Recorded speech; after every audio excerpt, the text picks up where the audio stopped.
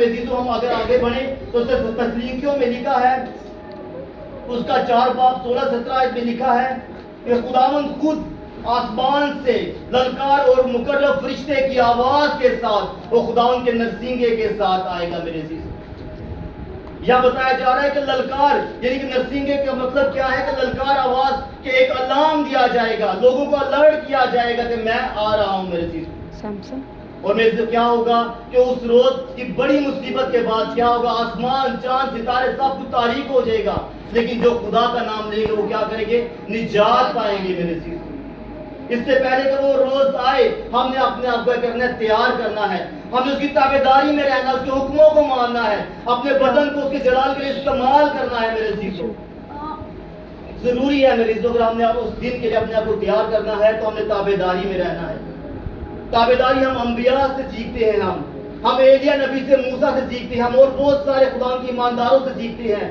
کیا آپ نہیں جانتے کہ ایلیا خدا کے کس طرح تابعدار تھا, خدا کے حکموں کو مانتا تھا. جب کال پڑا تو اس کو کیا کہا گیا, کس کے پاس جا, بیوہ کے پاس جا. اور کس شہر کو جانے کے لیے کہا گیا, سارپت شہر کو جانے کے لیے کہا گیا میرے عزیزوں. اس نے حکم مانا, جو خدا نے اس کو کہا اس نے وہ حکم مانا, خدا کی تابعداری میں رہا. اور جب اس کو خداوند نے کہا کہ قیمت کے پہاڑ پر جا تو وہاں پر بھی گیا میرے عزیزوں. اس کو ٹیڑھے ترچھے راستوں پہ جانے کے لیے کہا, وہاں پہ بھی جاتا رہا میرے عزیزوں. وہ خداوند کی اس نے حکم مزدوری نہیں کی, خداوند کے حکموں کو مانتا رہا. اسی لیے ضروری تھا کہ اگر وہ حکموں کو نہ مانتا تو وہ خداوند کے لیے اٹھا لیا نہ جاتا میرے عزیزوں. وہ حکموں کو مانتا رہا, خداوند کے ساتھ تابعدار رہا, اس لیے تو وہ بھی زندہ اٹھا لیا گیا میرے عزیزوں, وہ لے لیا گیا میرے عزیزوں.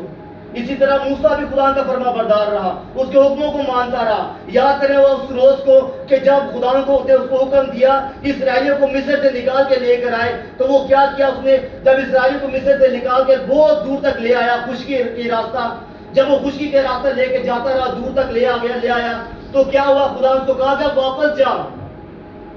لوگ تو سوچنے لگے کہ ہم نے اتنا دور کا سفر طے کر لیا, اب واپس کیسے جائے. لیکن خداوند نے موسیٰ کو جب یہ حکم دیا تو موسیٰ نے یہ حکم مانا.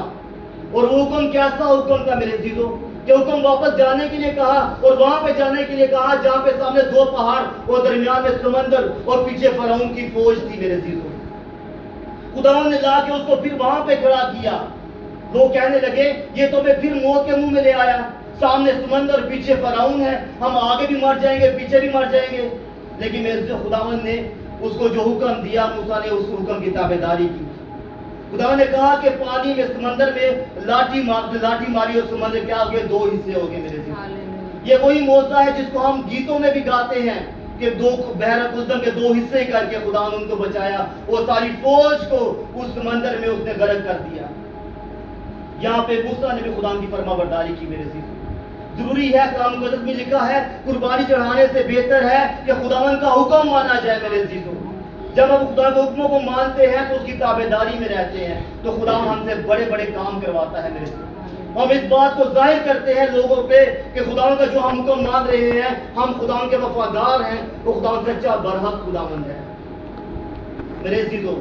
ضروری ہے کہ ہم جب خدا سے راست بازی کے ساتھ چلیں گے, اپنے بدن کو خداوند کے لیے استعمال کریں گے, اور کیونکہ ہمارا بدن زندہ خدا کا مقدس ہے, اور ضرورت سے اس کا جلال ظاہر ہو.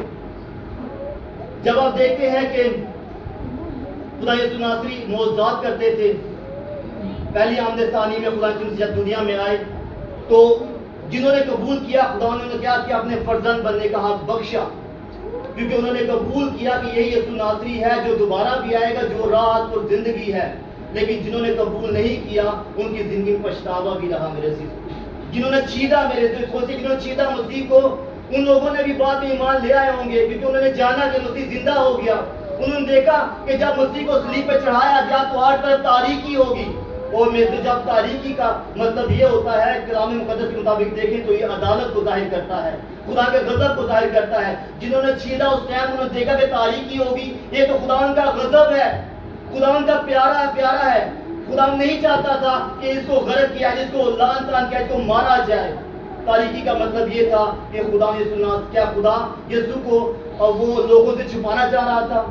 کیا مسیح کے اوپر جو گزرے ہوئے جو غضب تھے, مسیح کے اوپر جو گزرا جو ساری تکالیف تھی, جس کی وجہ سے مسیح کا بدن چھلنی ہو چکا ہوا تھا, کمزور ہو چکا تھا, کیا خدا یہ چھپانا چاہ رہا تھا لوگوں سے کہ یہ میرا بیٹا ہے، اس کو لان تان کیا گیا؟ نہیں میرے عزیزو، وہ اس لیے تھا کہ لوگوں پہ خدا کا غضب ظاہر کیا جائے کہ یہ تو روشنی تھی جن کی تم نے پہچان نہیں کی میرے عزیزو۔ میرے عزیزو، کلام مقدس میں بہت سے جگہوں میں ملتا ہے کہ آمد ثانی کے بارے میں اگر ہم بہت ساری آیتوں کو 5-10 آیتوں کو مکس بھی کر لیں ایک جگہ، تو ہر 5ویں آیت میں خدا کی آمد ثانی کے بارے میں ملے گا کہ یسوع ناصری نے دوبارہ آنا ہے میرے عزیز۔ یہ تو ہم بات واضح ہوگی، جب مسیح نے آنا ہے تو سب کچھ واضح ہوگا، مقرر فرشتہ کی آواز ہوگی، مسیح کا